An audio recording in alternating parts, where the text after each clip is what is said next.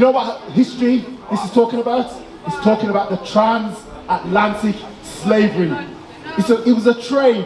You know, like right now on the streets of West Bromwich, the nations are trading. Artifacts are trading what? Pushchairs, clothing. Guess what? We was the commodity.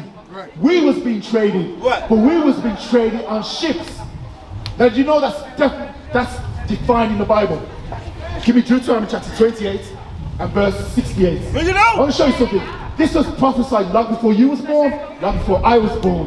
You understand? We're reading from the Bible.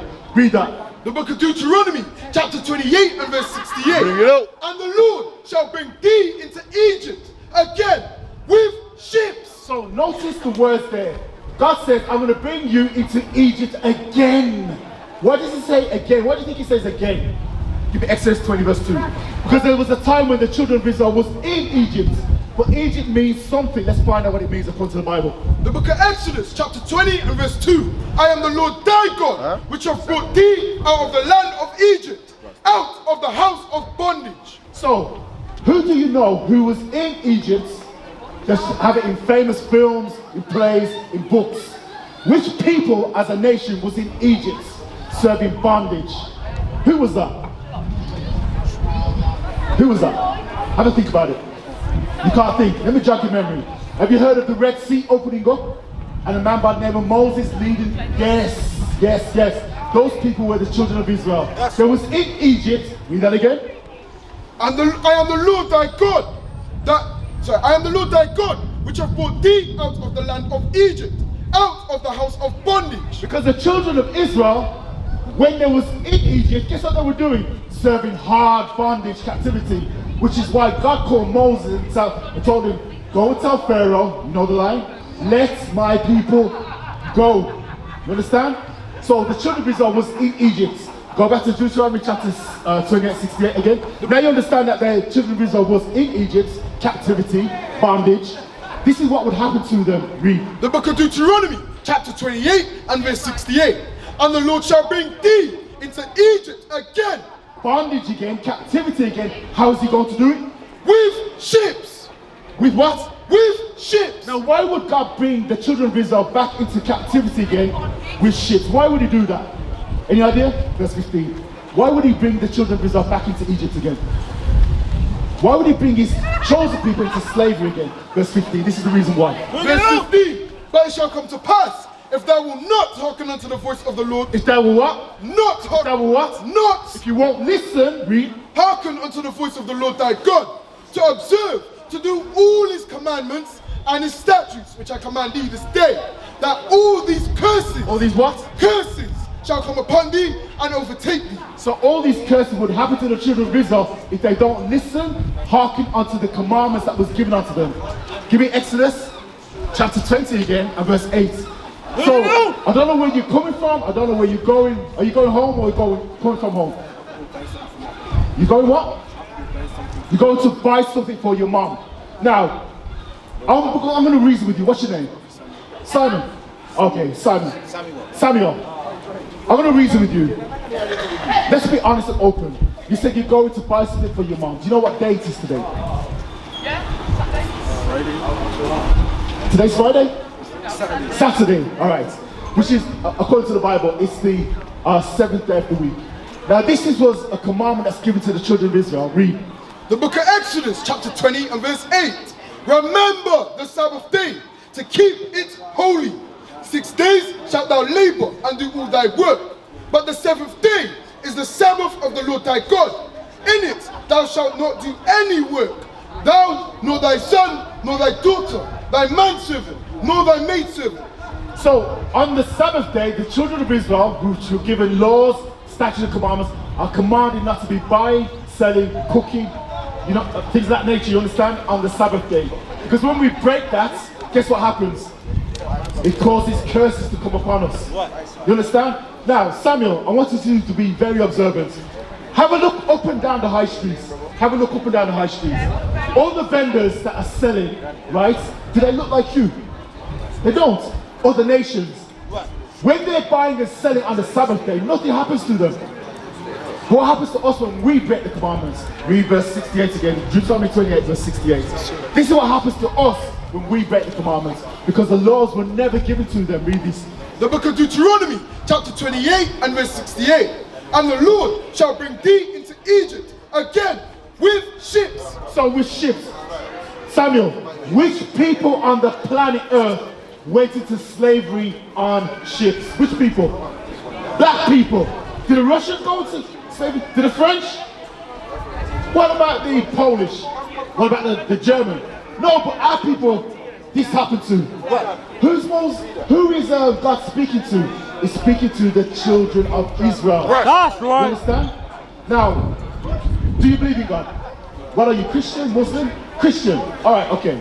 Now, when you say you believe in Christ, let me ask you a question. How long have you been going to church? Your whole life. Does the pastor or the minister teach you what Christ looks like according to the Bible? No. Do you think that there's a description of Christ in the Bible? You don't think there's a description of... Okay, give me 1 John chapter 5 verse 10. Bring it out! 1 John chapter 5 verse 10. Now Samuel, I know you've got things to do, but what we're imparting onto you is something to... Pay attention, Samuel. We're dropping a seed in you so you can take a flyer and reach out and learn more about your history. 1 John 5 verse 10. The book of 1 John, chapter 5 and verse 10. He that believeth on the Son of God hath the witness in himself. He that believeth not God hath made him a liar, because he believeth not the record that God gave of his Son. Hold on. Who's calling you?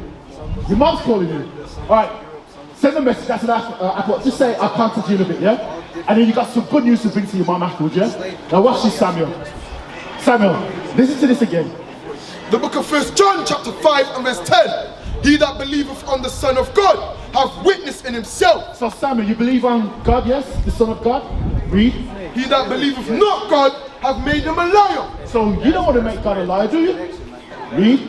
because he believeth not the record that God gave of his Son. So let's see what the record that God gave of his Son, because you want to be in alignment with this, don't you? You don't want to be a liar.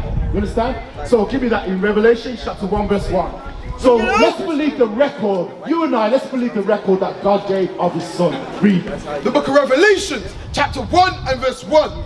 The revelation of Jesus Christ. So now we're going into the record that God gave of his Son. The revelation or the revealing, right? Because you said earlier, Samuel, that you don't think there's a description. But let's see what God recorded in the scriptures of his Son. Jump down to verse 10. Verse 10.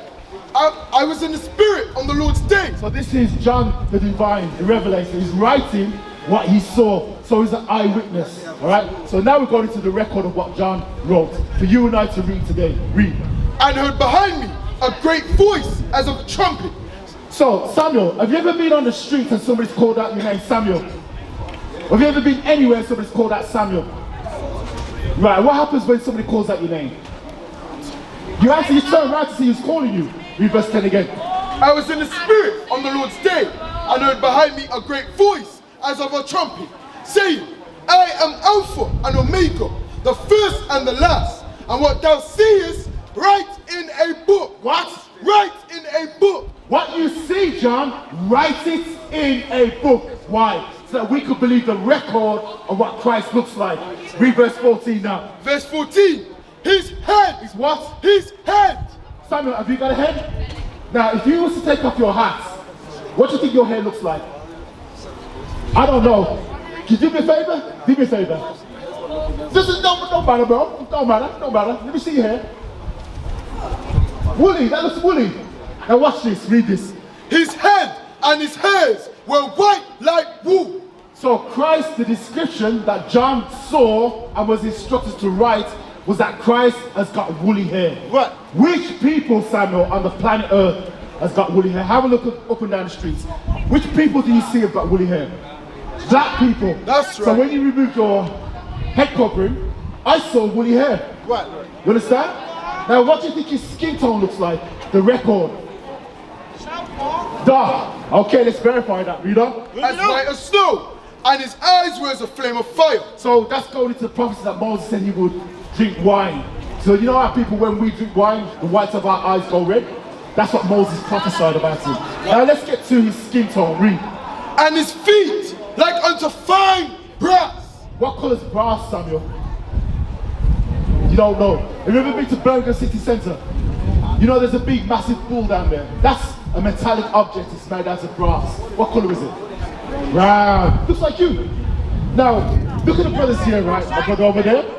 It's a different hue. It's still brown. My brother here. It's a different shade of brown. My brother here. You see? Different shades of brown. But let's see how dark Christ was. Read.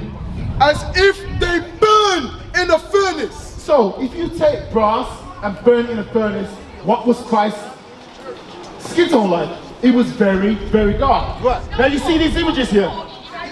When you look in Christianity and you watch films, they push this image that there's a Caucasian man with woolly, not woolly hair, stringy hair, and often they say blue eyes, a Caucasian. But that's not the description that we find that God gave of his son. You understand? So somebody's lying somewhere, Samuel. Somebody's lying. So you understand that Christ looks like us. Now why would they do that? Why would the Caucasians, the Europeans, paint an image that looks more like them? When the Bible says he looks like us, why would they do that? Give me Job 9:24. Why would they do that? And I'm going to give you some information for you to take home. Well, watch this. What I want you to understand, Samuel, is that someone's trying to, you know, like you got a woolly hat on now? Someone's trying to pull the wool over the entire nation, our nation. Trying to pull the wool over our eyes. Well, watch this. Job 9:24. The book of Job, chapter 9 and verse 24. The earth is given into the hand of the wicked. He covereth the faces of the judges thereof. If not, where and who is he? So God is saying through the prophet Job, the earth is given into the hand of the wicked. Now the wicked are ruling the earth. Which people are ruling the earth, Samuel? White people. That's right. So they cover the faces of the judges being the Israelites, Christ, God, the angels, the Israelites, saying that he's a Caucasian looking. Bring it But on! that's a lie. Right. You understand? So that's how deep this thing goes. What is a nation? Nation is family. Nation is community. Nation is men leading by example. Nation is women's support. Nation is children with role models.